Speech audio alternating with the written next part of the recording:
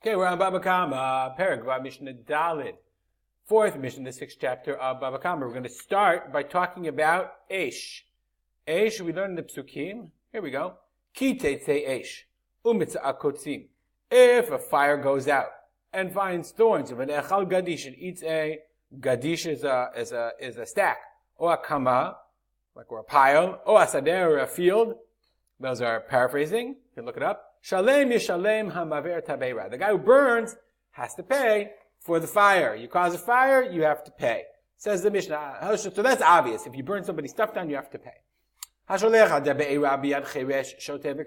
only that, let's say you send fire, i.e. you give a kid, okay, or a shoteh katan. Those are people without dot. You know, the person who's the deaf, the person not of sound mind, or a child. Okay, and you send out the fire in their hands. So the meaning, you send them, here, take this candle and take it over to, to the blacksmith to light his fire. And of course, what happens is, a fire gets started. In that case, you didn't actually cause the fire.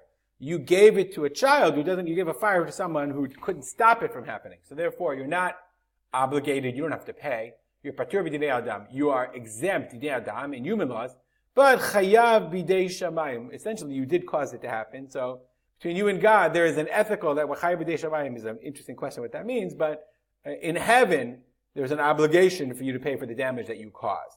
The Kahati, actually, it's not in the Bartanura, quotes the Gemara. The Gemara says you only patur if you sent them with a gachelet, with a coal, an ember that really it should go out on its own. But if you sent them, he says, they kindled it. But if you sent them with a shalhevet, with an actual flame, the Kahati says, the Gemara says, you're actually chayav. Alright, look it up in the Gemara. Shalach biyad pikeach. If you said it in the hands of a pikeach, and somebody who's intelligent, knowledgeable, somebody has dat, hapikeach chayav, he started the fire, so it's not your fault. Echad heviya ta'or, one guy brings fire. And he sticks it in the middle of, my friend's field, and it would have gone out. Somebody brings wood, and of course, and so the wood lights. The second guy is chayav. The person who brought the wood is chayav. The other way around. One guy brought wood, and the second guy brought the fire. The guy who brought the fire is chayav because he lit the wood, i.e. the person who causes the fire to spread and cause damage, that's the person, that's chayav. The fire is going out, and somebody comes v'liba and kindles and blows on the fire. What's the word I'm looking for? Lilabot. It means to fan the flames. That's the word. Hamalabeh chayav. The guy who fans the flames is chayav because he caused it to go out and cause damage. But lipta haruach kulam pturim. If I have a campfire and it was going to go out and I left it, you shouldn't do that. That's stupid. But it was going to go out. And then the wind came along and fanned the flames, okay? Then, kulam p'turim, then everyone is exempt. Now, I think it's talking about a ruach, what's called, the Kahati says, a ruach she'ena mitzuya, an unusual wind. Because if the wind, a regular wind fanned the flames, then you're simply negligent. Hasholechet ha'be'ira, sholechet ha'be'ira, that's from, so that, to light a fire. You send out the flames. And it damaged wood, or stones, or dirt, chayav, you're obligated shene'emar, as it says. This is what we said. Ki tetzei eish umatzah kotzim, v'nechal gadish o hakama o hasadeh, shalem yishalem ha'ma'avir tabeira. That's the pasuk we saw, exactly this. It eats, let's look up the words exactly. Fire breaks out. Thorns, shocks of corn. Gadish, shocks of corn. Or the standing corn, o hakama, standing corn. Well, that's important. Or hasadeh, or the field. Okay. Shalem mishalem ma'avir tabeira. They have to pay. Okay, so that's what the pasuk says. So it doesn't matter. So kotzim or thorns. It could be anything. It has to be stones, thorns, anything. That's what the pasuk means. Okay, avra gader. So let a fire in one field. Avra gader shu gavor arba amot. Or passes. What if it passes 4 amah high fence? O derech harabim or reshut harabim 16 amot wide. O nahar or a river patur. Because that's onus. That's like how you're not responsible because you have no way of knowing. Okay, that it's going to go that far. Next case, I light in my field. And then, of course, I light in the middle of my field. I light a fire because that's what they used to do. They would burn out their fields. And then, of course, it jumps over to your field. How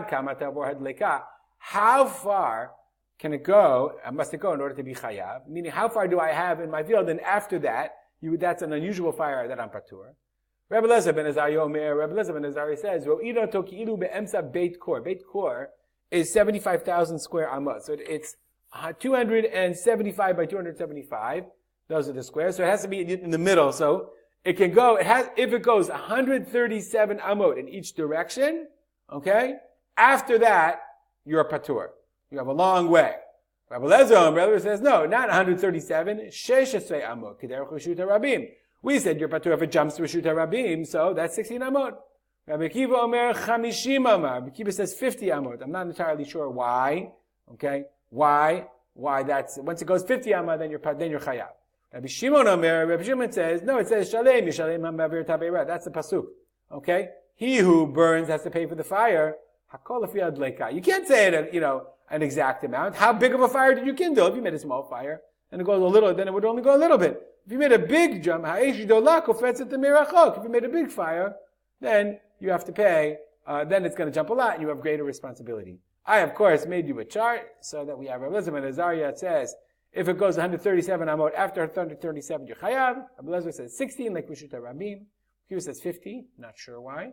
Rabbi Shimon says, it's not an objective amount, it's subjective, depending on the fire that you build. We'll stop here and dedicate our learning to memory of my father, Harav Simcha ben Yitzchak Kalman. Have a great day.